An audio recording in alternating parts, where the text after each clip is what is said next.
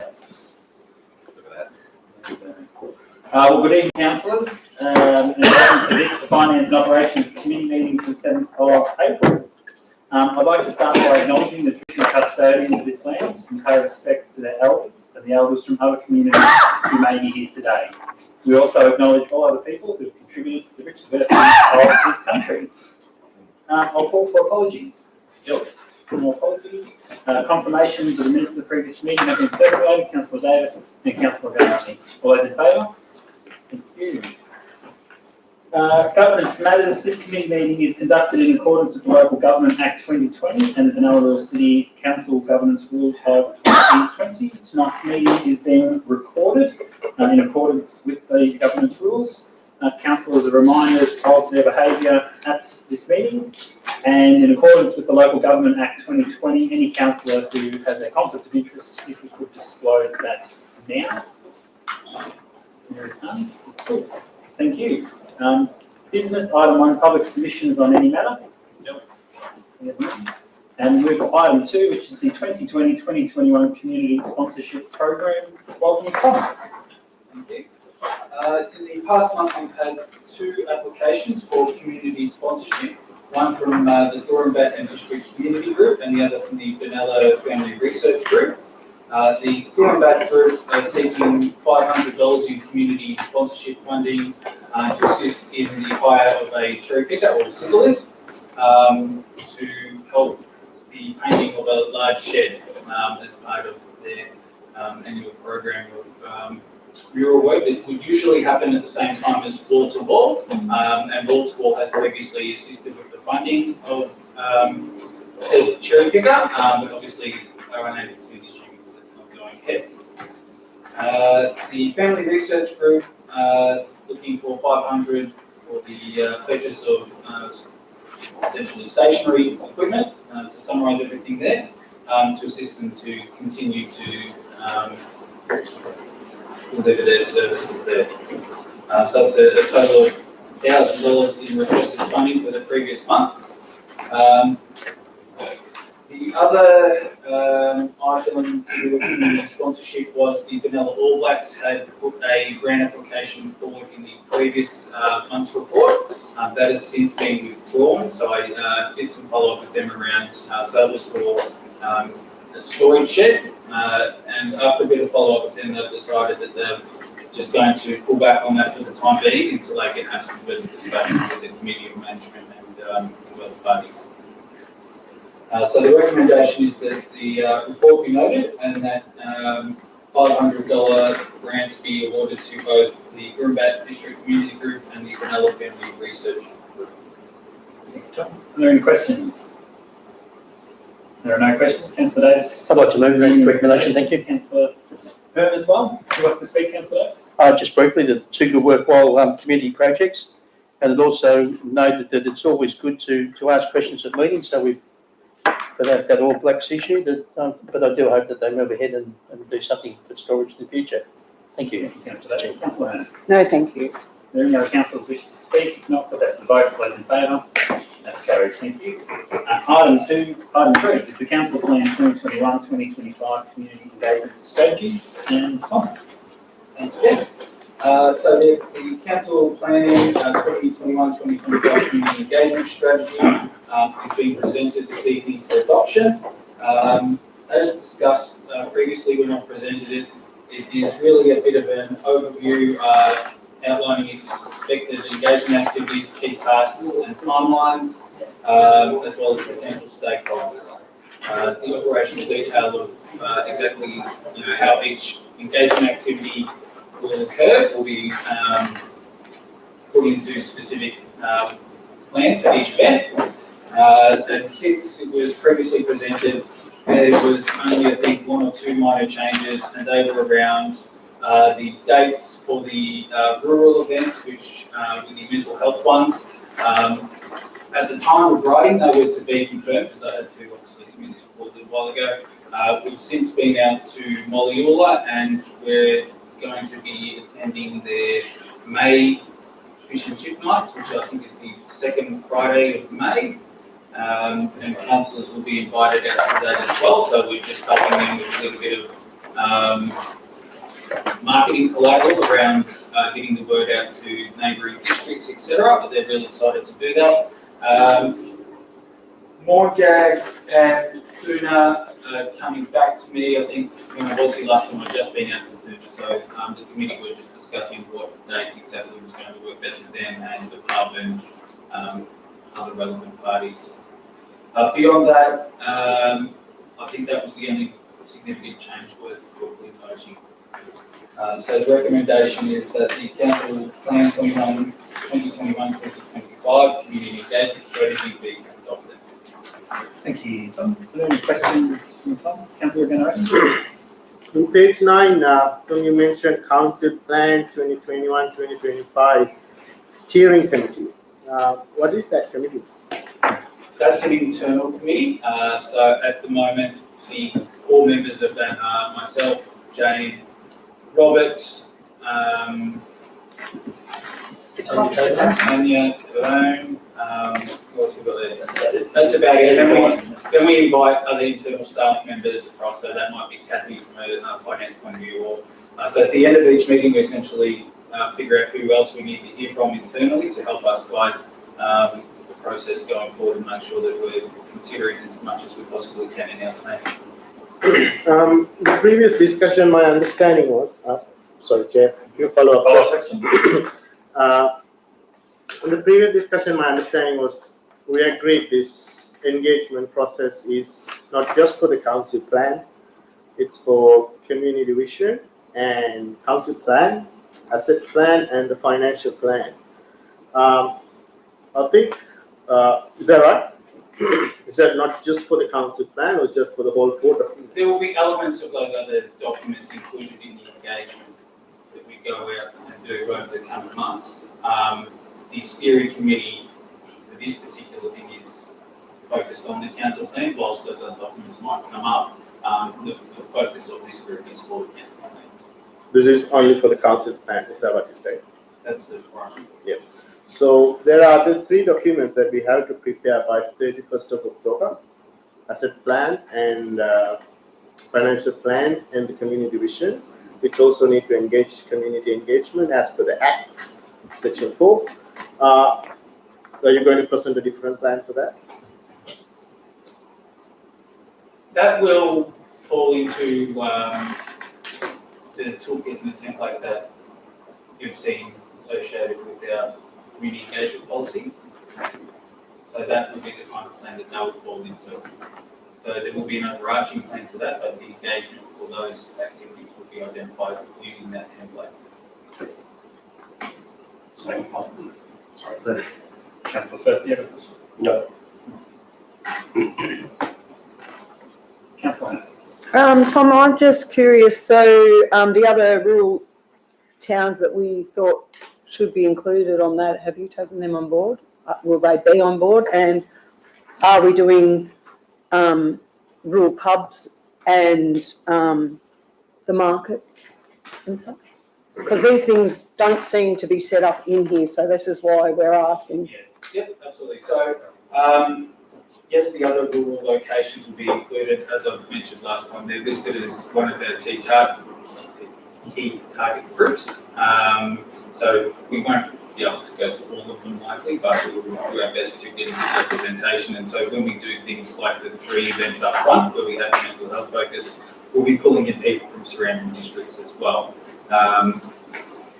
What was the second part of your question? Sorry, Vernon. Well, it was the going to the rural towns such as Tadong that has a good pub, and like they'd have a main night, I suppose, that they get a lot of locals that go in for a drink, be it Thuna at the pub, be it Devonish at the pub, those sort of ones. We just sort of, and also wondering about setting up an area at markets. Yes. Or a barbecue down at the splash park or something like that to engage with them as well. Yeah, so that's what would fall into the operational plans that we're going to develop. So when we look at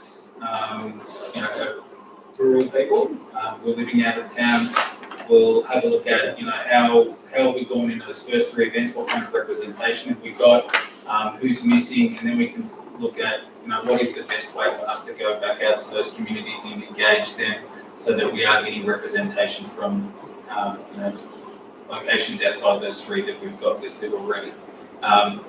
Whether that's a pub thing or whether that's going to a hall or whatever it might be, can be determined. But if that's, I guess, ultimately you guys, it's as councillors, you have a big input into what you want to do for engagement as well. So if that's going to pub nights or something that you guys want to do, then that's something we should incorporate. It's obviously the background work that we need to do prior to that to make sure that if we do an event like that, that we have ourselves prepared to collect feedback in a meaningful way so that when we go out there, we're armed with the right tools to do good engagement. Tom, just to follow up on that. So we've actually discussed that that's what we'd like. Yep. So that's what we were hoping that might just, instead of just having at the bottom the other rural locations to be advised, we sort of thought you would just write down the towns that we've suggested. So is that possible that you could do that, please? Councillor Through the chair, that was my question too. We did have a discussion at the council assembly. We discussed this and we asked for these things specifically to be put into. So the question is, if we ask for something like a community consultation near the splash park or at the local market, you're saying it doesn't need to be put in policy. It's simply that you'll understand that and that will happen. Yes. Yeah. So this is really the overarching thing, and that feedback that you're giving me about splash parks or pubs or whatever it is, I'm hearing that, but this isn't where I get into the operational detail of exactly, we're going to set up sticky notes on the wall in the town hall. That's because that's the equivalent of going to, that's just a different engagement method. That's not what this is for. So certainly I am hearing that, and it's something that we can do, but that's not the place for it here. This is really the high level. This is the overarching policy? Exactly. Okay. So the follow-up question is, at what stage will the councillors be informed of what you're planning specifically to do? Very soon. Very soon. So basically, at the moment, we've been waiting on our supporting collateral to be developed. So we've pretty much just got all of that back from our designers, because we can't start our engagement until we have our postcards, our posters, our website set up to actually receive feedback. Because a big part of what we're doing is we'll be going out and engaging with people. We're driving a lot of that feedback loop back through our website, which we can't really do until all of that background stuff is set up. So that's pretty much right to go. And in terms of keeping the specifics to you guys, that will be coming very soon. Thank you. Councillor Davis. Thank you. Tom, some of our ratepayers have been fairly highly critical about our consultation process in the past. And I think I read not long ago where some good submissions were put in about a consultation process by some resident ratepayers. My questions probably follow on from Councillor Firth. This is a living document, and if there's parts of this that are not working, we're not getting a consultation. What's the next process? The council's got some input of where we go to next, because we've tried a lot of these things before, and it's just pro forma, pro rata, and it hasn't got the consultation we need. So where do we go through from here? We endorsed this living document tonight, and you're saying that we can add and subtract to it from it? As I said, this doesn't really get into the specifics, No. which is why we are able to be adaptable going forward. So if we go through and we say, we want to hear more from people from town, or we're not hearing more from older men, then we can adjust our engagement activities accordingly. So yeah, that's why this doesn't delve into that level, because the moment we lock ourselves in something like this, then we're stuck with it. So this is high level. So that we can be adaptable as we're going and engaging. If we're not hearing from one particular group, then we can change what we're doing, or if what we're hearing isn't, or what we're doing isn't working, then we can scrap it and try something else. Thank you. Councillor Gunner. Thank you, Chair. Tom, they mentioned about the survey in the plan. We already done that, the online survey. And the last assembly mentioned that you were going to get the feedback or the results out to the people who participated in it. Have you done that yet? Or? Unfortunately, you just left the previous meeting a little bit early. So Jane presented that, so it's actually completed. It's essentially a trifold brochure, so that would be the hard copy version. We also have an electronic version that we're disseminating as well, so they will go out to the community from now. Have you received the printed copies of them yet, or? No, we We've just, got the electronic version, but yeah, so it's essentially done, we're just waiting to receive the Follow-up question? One more question. Looking at the rural events, the mental health events suggested for the council plan, looking at the deliberative engagement principles, and that specifically says, you have to say what has to be specific for what you're doing. And this mental health events, my opinion is it's a bit of deviation from the topic. Any particular reason that you're doing mental health issues for the council planning process? So the mental health events are a vehicle for us to go and have a conversation with the community. So it's no different to going to a football game or a community market. If there are people there that we need to hear from, then we will go there and talk to them so that we can learn about what their aspirations for our community are. I think we touched on it a few meetings ago where if we go out and specifically have an event in those rural locations specifically only for the council plan, then we will get those same old voices that continually feed into council. So we have to be able to piggyback on the back of existing networks and events to be able to get a broader range of voices. Follow-up question, Chair. So when people come to the events, do they know that they are going to be an engagement part for the council plan, or do they have a heads up about that? Not specifically. We'll have what we want to do is keep it very low key. Like for the rural events I'm talking about here, the focus is on reconnecting community. And council will have a presence there, but because it's about community connection, it's not about council plan. We want to be able to engage with them in a way that isn't imposing on them. And so that might be as simple as having the postcards that we've got available for people to fill in while they're there, or to take away and do at their leisure, or some other means where we might just have some information about council there. So we can obviously preempt what we'll be talking about for other events, but for those rural events specifically, we're not going to make that the big focus of how we market or advertise it. Because a lot of the time too, we're piggybacking on existing networks of those communities, and they are very low-key newsletters, or it's word of mouth through the CFA networks, and so traditional methods of, a poster or other ways that we might market something don't necessarily apply. Thank you. Any other questions from Councillor Tom? I just have a quick one, just summarising, I guess, on what Councillor Firth was saying. So, in the coming weeks, Council will be presented, I guess, with a timetable of what's coming up in the way of that consultation, what towns, when, locations, and the marketing strategies within that.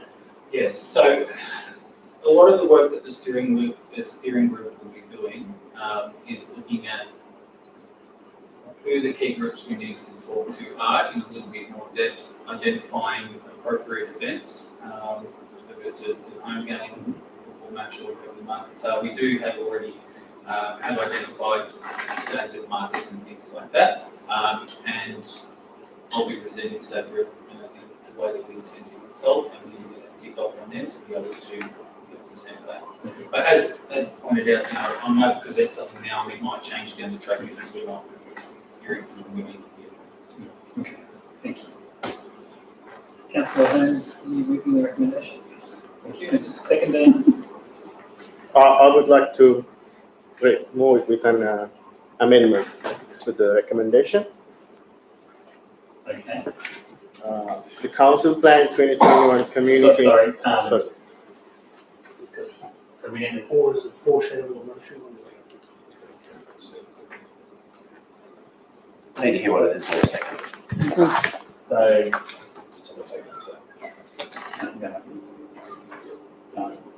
Councillor has moved, and Councillor Gunn is now proposing. It's an issue. Councillor is followed. Yeah. Councillor Gallagher can foreshadow a motion, you can actually look at a different motion until Councillor Evans is proposed. Okay. So we're going to ask. So you can, Councillor Gallagher can say, if this motion is unsuccessful, I move such and such. So we're going to ask Councillor Gunn what his If I motion is. If I could help, Mr. Chair, there was no seconder for the first recommendation, so that'll lapse if there's Councillor Bernard's recommendation comes first. Okay, so we have a second. Until somebody seconds, there is no So do we have motion. a second for the recommendation as it is? Councillor Evans move that motion. Councillor has moved that. There's no second. We haven't heard his motion yet, or his recommendation. That's But right. if we hear that, and we get a seconder, Yeah. that will be the debate. So Councillor has moved the recommendation as it is. Do I have a seconder? That is lapsed. There you go. Thank you, Councillor Firth. Councillor Gunnar-Ratney, you'd like to move the recommendation with Yes, I would like to amend the recommendation. Council Plan 2021 Community Engagement Strategy should be changed to Council Strategic Planning Action Plan 2021. The reason I say that, I would like to include the Council Plan 2021-2025 Community Vision at least for 10 years. We get to decide how long it's going for. This is as per the Act Section 4. Financial plan at least for 10 years. Asset plan at least for 10 years to include into that community engagement process. Sorry, Councillor Gunnar-Ratney, so is this still the recommendation? Yes, it is. You want to add this is the recommendation that's speaking, sorry, continue. And also I wanted to add the other rural locations, community engagement events to conduct in the under deliberative engagement principles, and the dates and the plan should be presented to the council by 30th April 2021, or that date can be flexible based on what you decide is possible. Okay. So, that's quite a recommendation. Do I have a seconder for that recommendation? Can I ask a question? Well, you want to second the no? No, not at this stage, Councillor Davis. Well, the question with me whether I second it or not. Is there a seconder for the recommendation? It is not, and that recommendation has lapsed. Thank you, Councillor Gunnar-Ratney. So we will now return back to the original recommendation, or we're now asking for a new recommendation. New motion. We're going to call for a new motion from council. Okay, Councillor Firth. I'd like to move the recommendation of the Council Plan 2021-25 Community Engagement Strategy be adopted.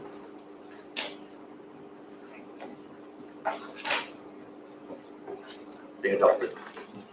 Thank you, Councillor Firth. Do I have a seconder for that, Councillor Farage? Do you wish to speak, Councillor Firth? Yes. Thank you. Councillor Gunnar has been more specific in, I think what the council is trying to say is that, or get across with his recommendation, alternative recommendation, would be something along the lines of being a little bit more specific. Unfortunately, if that's that long, I would rather have seen it written down and presented prior to the meeting so that I could understand exactly what you're talking about. With my recommendation, it is the recommendation of the staff. I think that overriding, as Tom has said, this policy is an overriding. It's a higher level. We will be able to, and we've been assured that there will be more specifics coming at a later date. So I will look forward to those more specifics soon. Thank you. Thank you, Councillor Firth. Councillor Claridge. Yeah, look, I agree with what Councillor Firth said. Councillor Ganaratne's recommendation was very long and convoluted, and I was unsure, and I'd need a lot more time to digest what he was saying before I could vote on that. So I'd be happy to recommend the motion that Councillor Firth has put. Councillor Claridge. Yeah, Councillor wish to speak for or against. Councillor Davis. Yeah, look, I'll be for it. My only concern with the previous recommendation was that we're talking about council plans for 10 years. We're talking about mixing too much in, and I'm just wondering whether we would have had the time to evolve and do all that within the period that we're allotted for the plan. So I'll be supporting this recommendation Councillor First put up, but I certainly would like to put some extras into it when we do some more soul searching on what's realistic that we can do in the time frame. So, but what you read out, I think, is good in theory, but I don't think the practice side of it would be. We could do it. Right? We'd have the time to put it into a time frame. Thank you. Thank you, Councillor Davis. Any other councillor wishes to speak to or against that motion? If not, I'd just like to add that I acknowledge what Councillor Ganaratne has put forward tonight, but I do believe that there are a lot of moving parts in this, and we do need to make sure we're allowing ourselves the opportunity to work through this. This work does require us to have a completion date, and we are working towards that to make sure it's in line with our council plan. But certainly, as Tom has mentioned and spoken to tonight, we will be involved and engaged through that process as the next few weeks come about, and there'll be plenty of opportunity, I believe, to address some of those more deep dive questions that Councillor Gunner has raised tonight. So I'm happy to move the recommendation as it sits. Would you like to close, Councillor? Yes, thank you, I would. And in closing, I would just like to say that it's good to see that the council has so much interest in community consultation, possibly more than any other council that I've sat on before. And when it comes time to be specific and go out and be part thereof of the community consultation, I'm sure that there will be lots of councillors putting their hands up to actually be on site. Thank you. Thank you, Councillor. So with that, we move the motion. All those in favour? And against? The motion is carried. Thank you. Item 4 is the draft CP 38 council gift policy. Thank you very much, Mr. Chair. We'll let Tom and Thank you, Tom. Jane Moose.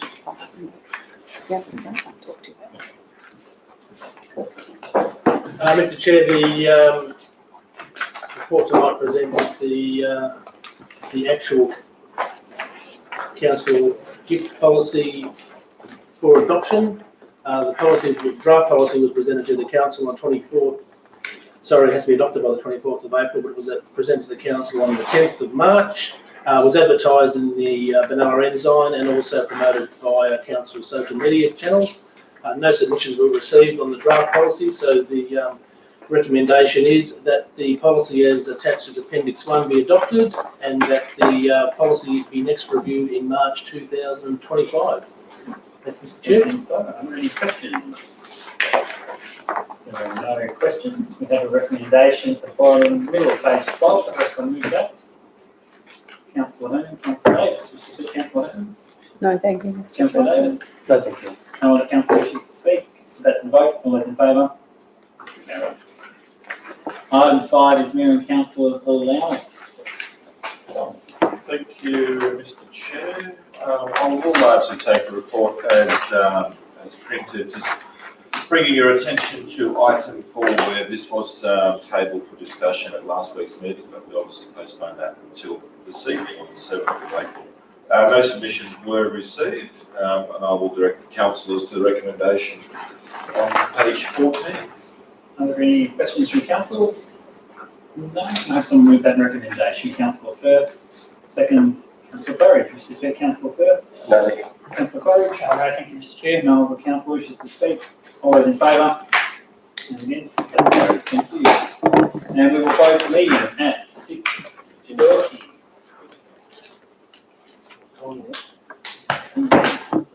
Thank you, councillors. Now, we're still streaming, councillors, so we'll just be changing the chairs. Good word to the wise. Thank you, Mr. CEO. He's probably directing on it now.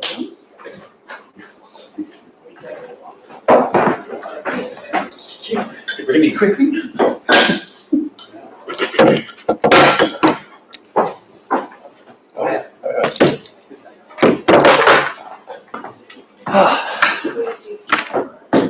How are we doing again? The things? So, I think it's, they've done this bucket, this bloody drum that's been somewhere. Well, it's okay to do. Napoleon. Napoleon. What else is it? They can't be serious.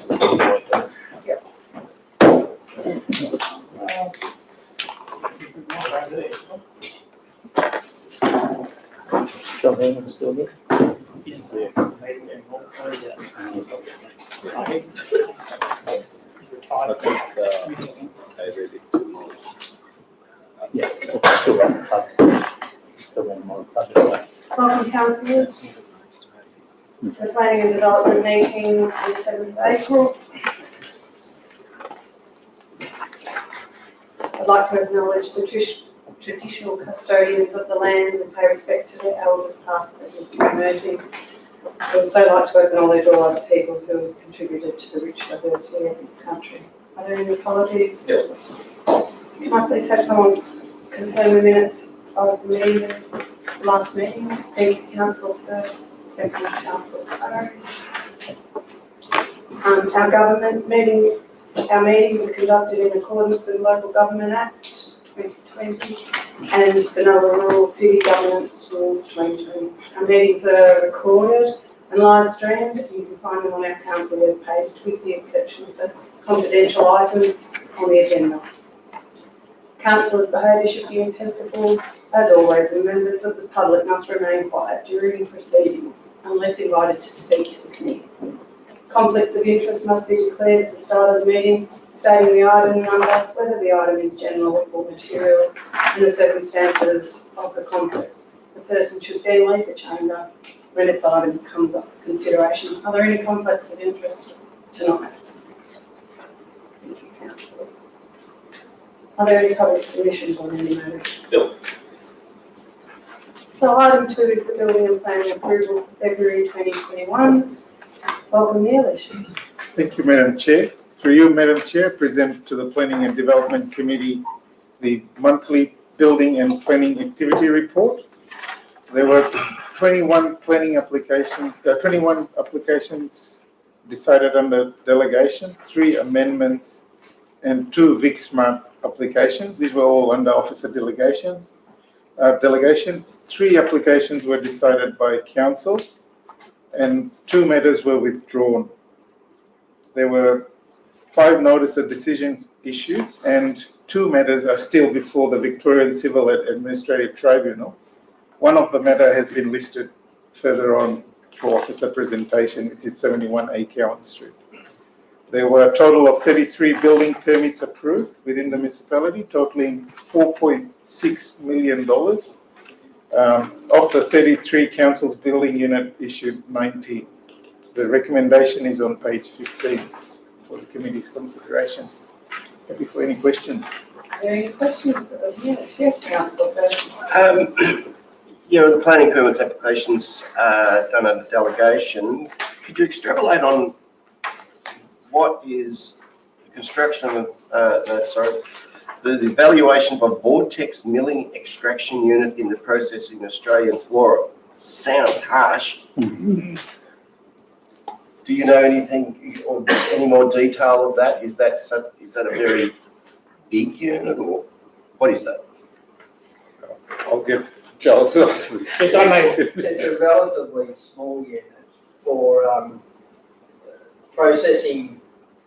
Well, they're processing eucalyptus leaves and grinding them down into a powdery type substance that can be used in medical advancements. Okay, so it's not a large thing that's going to be in the surrounding area, it's not going to be impacting. No. Okay. It is, it may expand in the future, not at this site, at another site. Thank you. Follow up, Yes. please. There's 1, 2, 3, 4, 5, 6, 6 or 7 construction of 2 single-storey dwellings. I'm guessing they're Minister of Housing. Through Madam Chair, yes, they are. Okay. And those Minister of Housing, they do not need our They do not need a advertising. permit. Advertising. Okay. Thank you. Are there any other questions? Well, if there's no other questions from the others, can I please have someone move? Vote. Councillor Davis, seconded Councillor King. Would you like to speak on that, Councillor Davis? Thank you, through the chair. Another excellent month, Milish. It just amazes me how much more work we can actually do. It appears to me that there's got to be a time where we start not being efficient in this department. So with staff numbers, so I just wonder how you can keep going and process all these. And when I look at these graphs, I mean, they're blown right out off the sheet. I mean, you know, great work, but I mean, sooner or later we have to look at it. Thank you.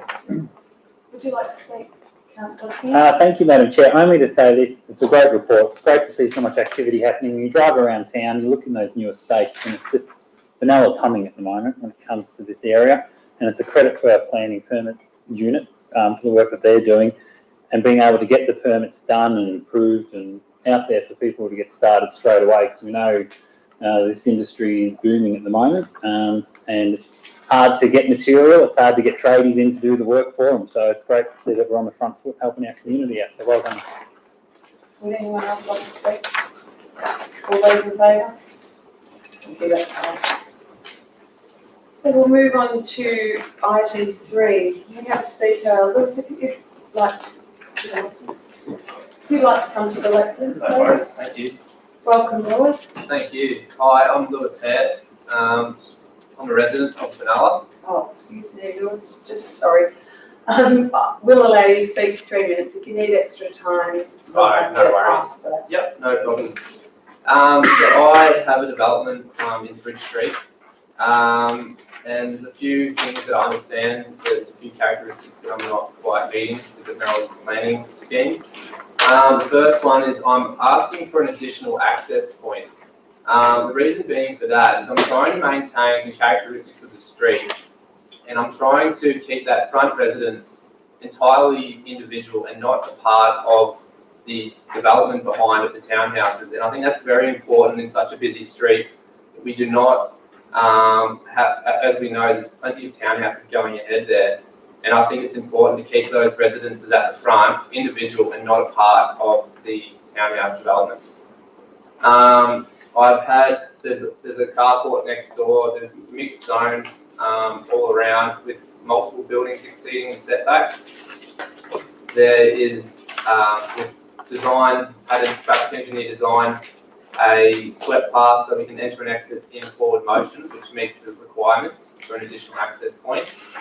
The second one is then the second dwelling, and the second dwelling has been designed around efficiency and to reduce the carbon footprint by opening up the secluded private open space to the north and eastern aspects, and the most habitable room to the northern and eastern aspects, opposed to having it located at the rear and in the west.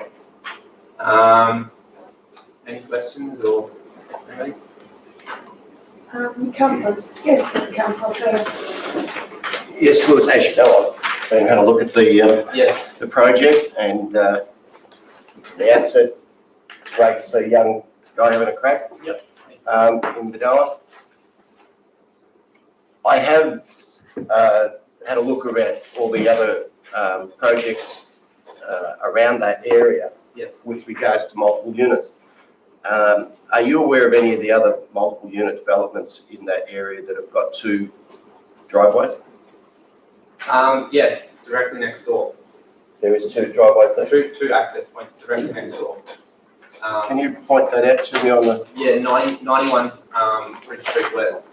So that's So directly next door is the access point there, and then one down the other side. And they've both got crossovers? Yes. Okay, thank you. With regards to the development, the plan, it says 89 Bridge Street West, but it says Park Street there. Why is that?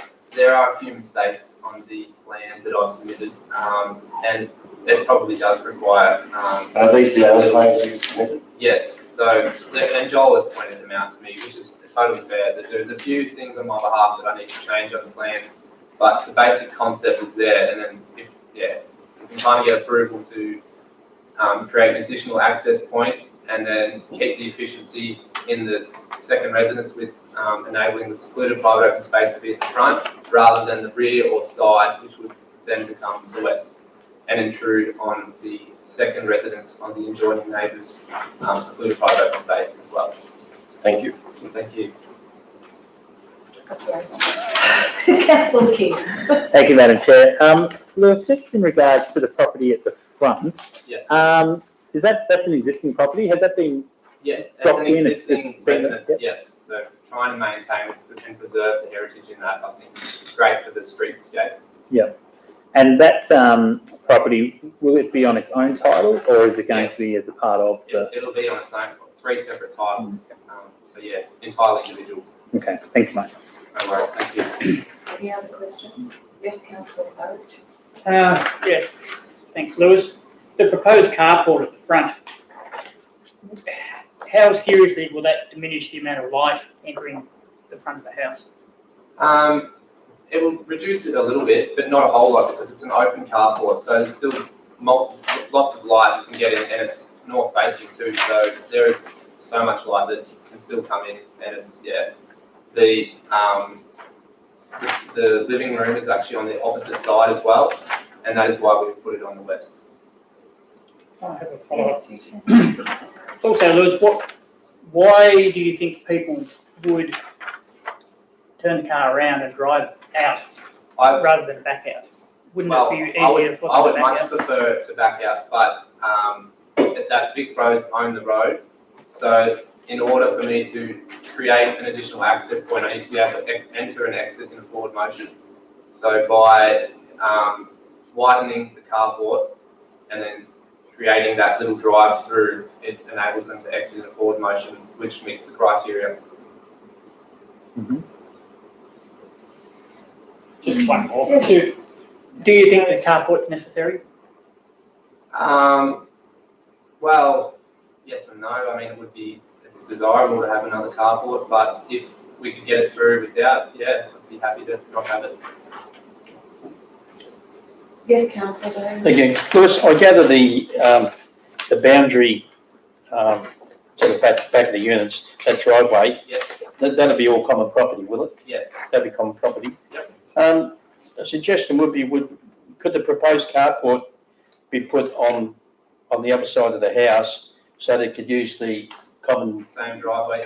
driveway? It could, but then again, you were putting that in with the development, and that's not making the residents individual at all. And I think it's important that we can keep that non-attached to the townhouse development to the rear.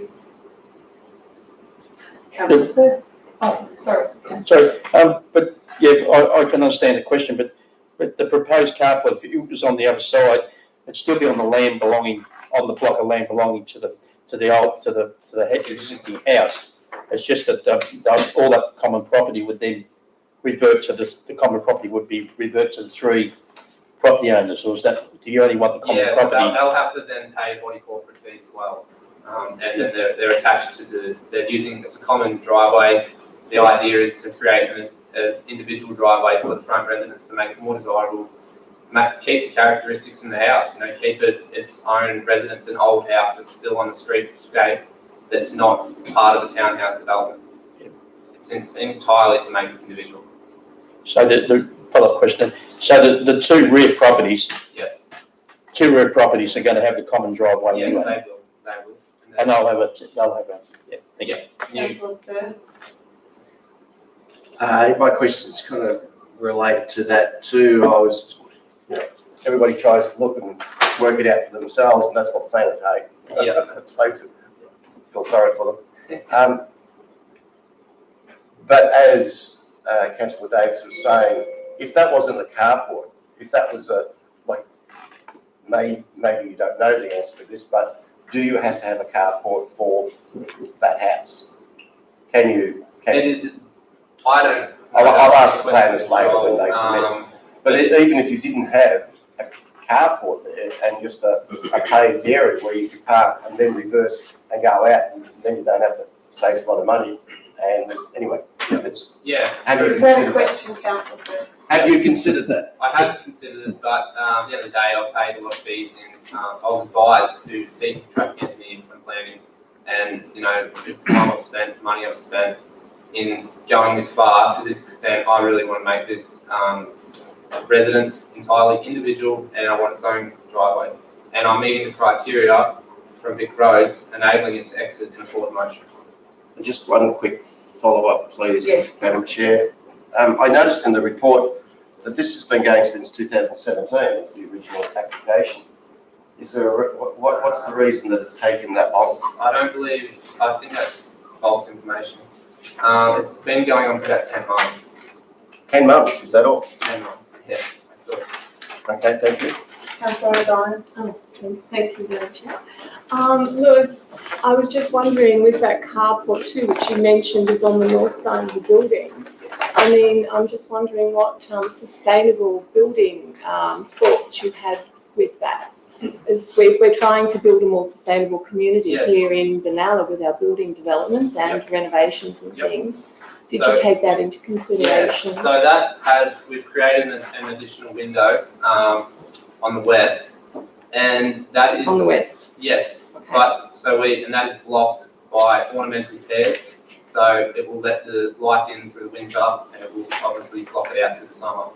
On that is also, that front room is an office space. So it is not a happy room or a bedroom. Can I just follow up with a comment, please, Madam Chair? It's just that with the sustainable building, Yep, north facing is the optimum to get light. yes, correct. So you're going the opposite there with the west. I'm That is just wondering about the thoughts that you had on that. Yes, I that's understand only that. for the front wall. It's because we've renovated the building to existing and we weren't able to change walls without changing the structure of it. Mhm. So we've just left it as is. It's an office. So, you know, we're blocking the sun out with the ornamental pairs through the summer. And then through the winter, we can let the light in that way. And it's an open carport as well, which enables light to still come in. But touching on my topic there, it really is, it's a office, so it's, Councillor Thank you. thank you.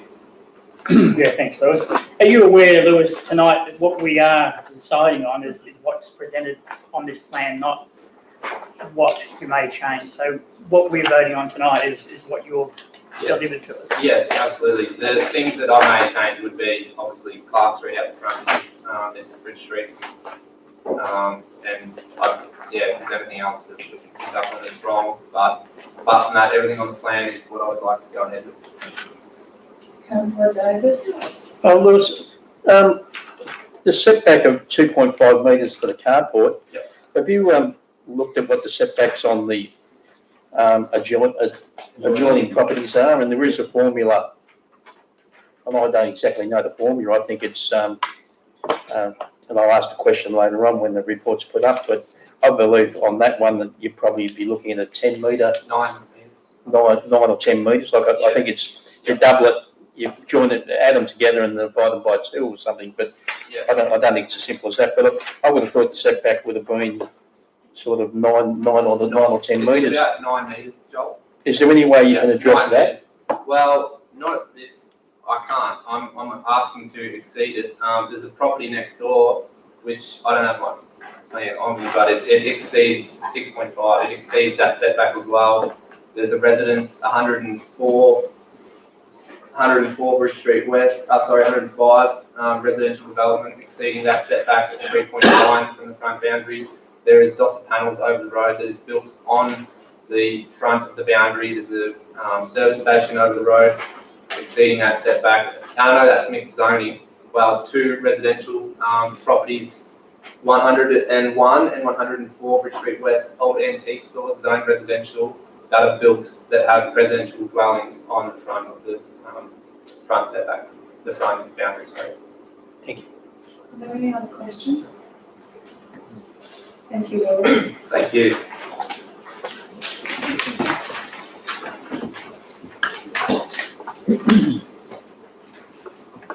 Item 3, planning application for alterations and additions to the existing dwelling, the construction of 2 single-storey dwellings to the rear of the existing dwelling and to create an access to a road zone category 1-89 Bridge Street, West Benalla. Joel, is that you on speaking to me? Would you like to present that to us? Thank you, Madam Chair. I present to the Planning and Development Committee a planning application for alterations and additions to the existing dwelling, the construction of 2 single-storey dwellings to the rear of the existing dwelling, and create an access to a road zone category 1 at 89 Bridge Street, West Benalla. The proposal includes the construction of 2 single-storey dwellings to the rear of the existing dwelling, which is currently being renovated, the construction of an additional access to Bridge Street, the construction of the carport within the street setback for the purpose of car parking to the existing dwelling, and the 2 dwellings to the rear of the site will be accessed by the existing crossover and driveway along the east counter of the site. The application has been advertised and no objections have been received. It is deemed that the carport structure and associated hardstand area within the street setback are contrary to the existing preferred neighbourhood character of the surrounding area as outlined in the Benalla Neighbourhood Character Study 2002. In addition, the proposal fails to comply with a number of standards as outlined within clause 55 and 56 of the Benalla Planning Scheme with regards to neighbourhood character, integration with a street setback, safety, access, side and rear setback, dwelling entry, private open space, storage, and design detail. The design of dwelling 2 is also considered to be compromised as the private open space for this dwelling is located to the east or front of the dwelling. The private open space area should be located to the side or rear of the dwelling to comply with standards.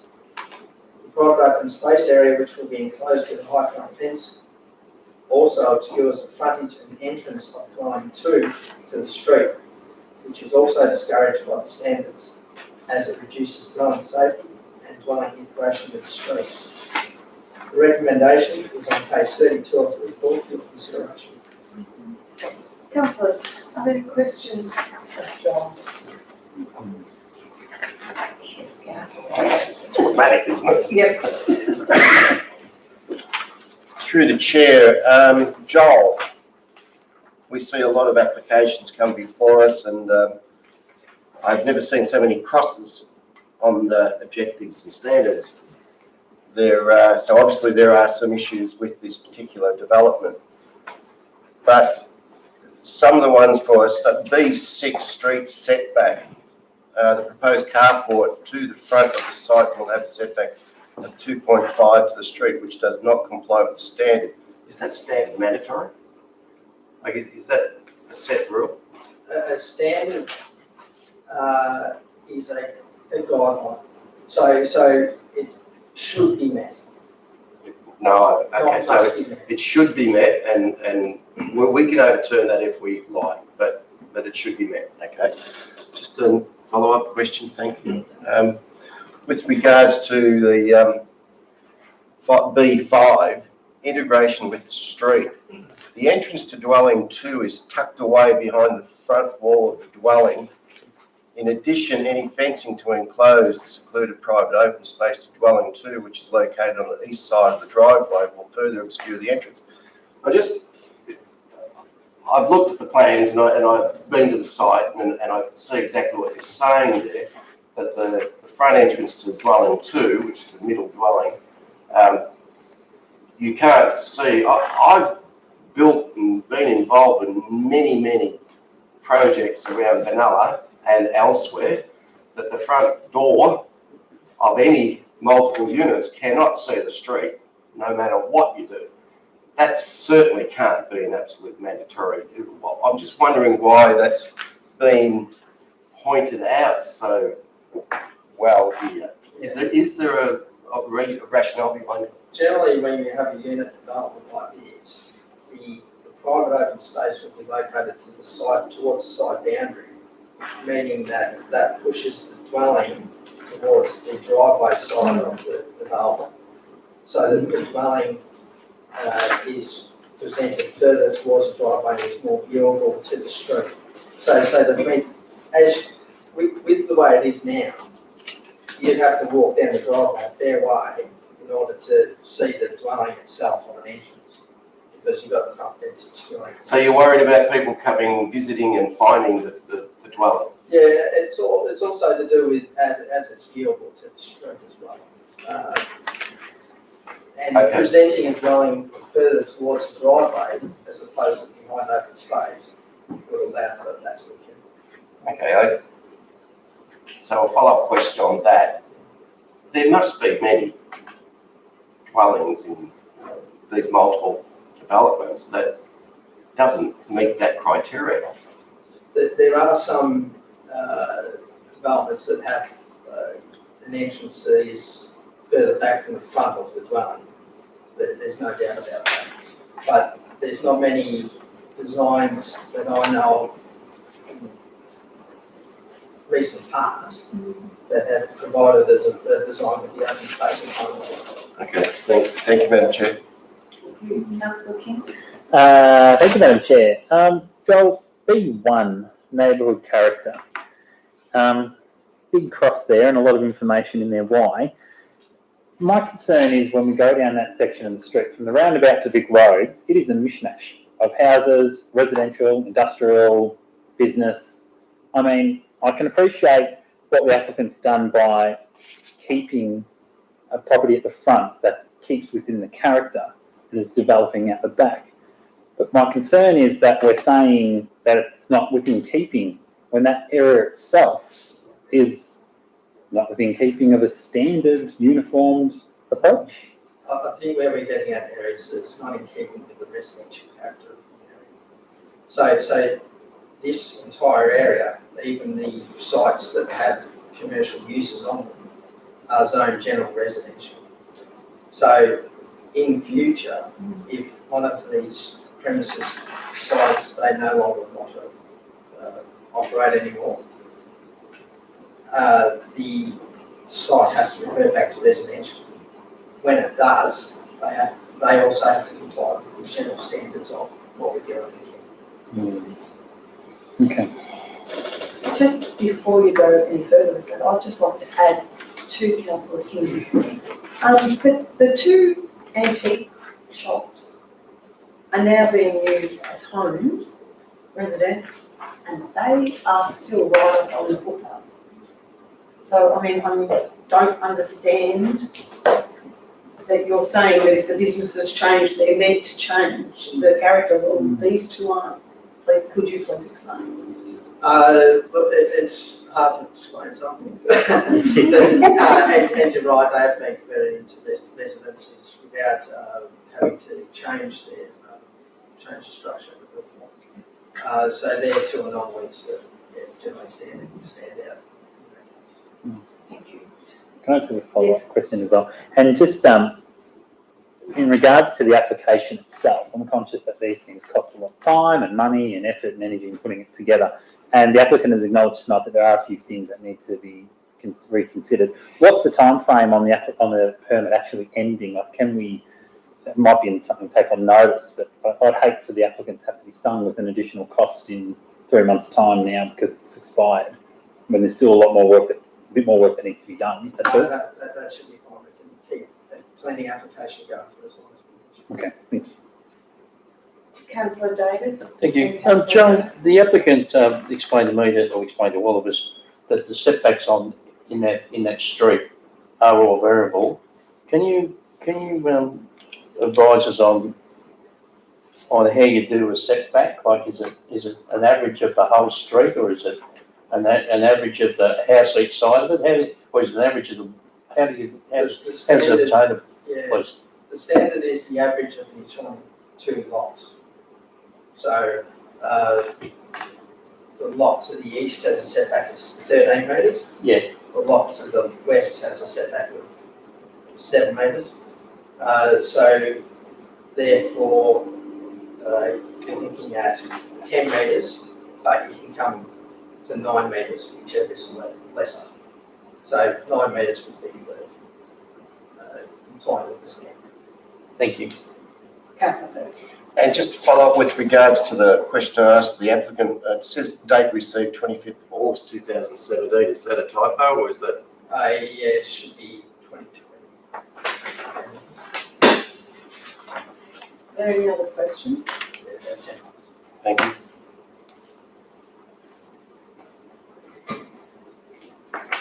If there's no other questions, would somebody like to move this item? Councillor Firth. Yes. Councillor seconded. We get a second? Yes. Yes, thank you. Right. Would you like to speak, Councillor Firth? Yes, I would. Thank you, Madam Chair. Thank you.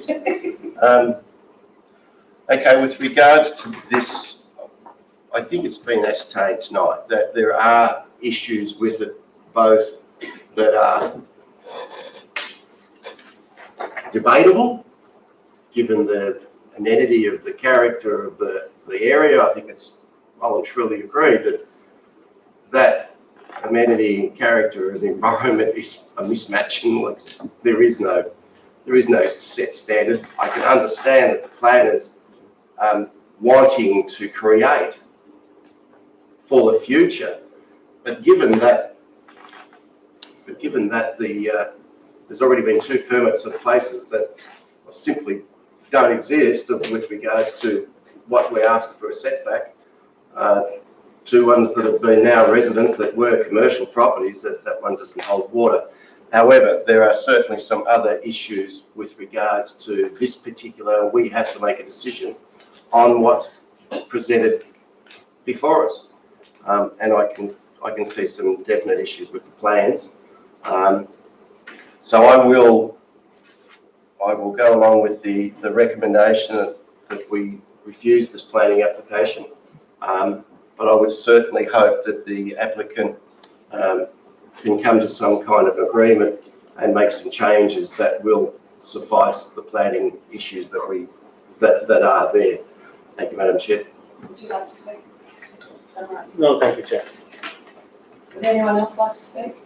Councillor Claridge? Yes, I concur with what Councillor Firth said. No, there are some issues with the development, but it's probably nothing that can't be overcome, and it would be great to see the developer sit down and talk to the planners and hopefully come up with something that next time you bring it to us, we can look at in a more favourable light. Councillor King. Thank you, Madam Chair. I think it's been said quite well that, yeah, obviously what we're deciding on tonight is a permit that's missing a few pieces, but I think those pieces can be rectified and worked with the council, and knowing our planning division, I think they would be more than happy to work with Lewis to work through some of those areas. But it's good to see a young developer in Benalla having a go, and we want to certainly encourage that and support that. But obviously, we've got to make sure that the T's are crossed and the I's are dotted. Davis? Yes, I'd like to see the developer sit down with council, with our staff and work solutions out for this project. I think it's good. The young person's having a go in Benalla. And at the same time, we've acknowledged that it's a mismatched area, and the fact that the area needs to be tidied up, so we cannot continue to have it as a mismatched area. So I think we've got those rules and regulations we certainly do need to follow to bring that area up to a standard that we expect in Benalla. Thank you, Madam Chair. Councillor O'Brien? Through the chair, and I would just like to comment, well done, Joel, Lewis, sorry for having a go, but I'd also like to congratulate the planning department for thinking of the future planning and just Lewis, just get the word out there for sustainable developments in Vanilla. I think that's the way to go, and we really have to think of that area. It will change. We're not thinking of just the next 5 years. We've got 10, 15, 20 years to think of, and that's what we as a council have to think about. So, yeah, thanks for your presentation. Councillor Bird, would you like to vote? Alright, so all of those in favour? Thank you. That's passed. Lewis, thank you very much for your coming in tonight. I hope you do have some time with the planners. Thank you very much for your time, guys. And good luck. Thank you. See you guys. See you, buddy. Okay, if I can get through all those plans. We'll move on to item 4. Planning application for the construction of 7 double-storey dwelling and subdivision at 71A Cowan Street. John, is that you? Yeah. John, could you take us through that, please? Thank you, Madam Chair. I present to the Planning and Development Committee an amended planning application for 7 double-storey dwellings and subdivisions at 71A Cowan Street. The proposal was refused by council on the 12th of February 2020 on 5 grounds, which relate to development not being in character with existing streetscape and neighbourhood character, the development not complying with street setback regulations, the development providing too many crossovers into the site, development not providing adequate bicycle parking, and the development not allowing vehicles to exit the site before erection. The applicant has appealed this decision to the tribunal, and the tribunal hearing will be held on the 7th and 8th of June 2021. Prior to the hearing, the applicant has decided to amend their plans as follows: removing the visitor car space from the northwest corner of the site, reducing the number of bedrooms to dwelling 7 from 3 bedrooms to 2 bedrooms, reducing the number of required car spaces from dwelling 7 from a double to a single car garage, reducing the first floor footprint of dwelling 7, increasing the front setback of the development from 4 metres to 6 metres at its closest point, and providing bicycle parking in the garages of the dwelling. Upon consideration of the amendments, the proposal has resolved 3 issues. Bicycle parking is now provided on site. The proposal only provides 1 crossover into the site, and a traffic report has been submitted with the application detailing that all vehicles can exit the site in 4 directions. It is recommended that these grounds of refusal be deleted. By removing the visitor car space from the site, it is considered that the proposal is now short of 1 on-site car space. It is now recommended that an additional grounds of refusal be added to the point that 1 visitor car space, the development is short of 1 visitor car space. The recommendation is on page 36 of the report for your consideration. Are there any questions for John? Councillor Claridge? From the original design that he submitted, are the car garages any larger or are they the same size? He's just added a bike in there. Any other questions? Yes, councillor. I'll move the recommendation, Madam Chair. Who would like to second it? Councillor Davis? Moved by councillor Firth. Would you like to speak on that? Councillor Firth. No other than say I agree with the recommendation. Councillor Davis. I too agree with the recommendation. Would anyone else like to speak? And all those that agree with the recommendation? That's passed.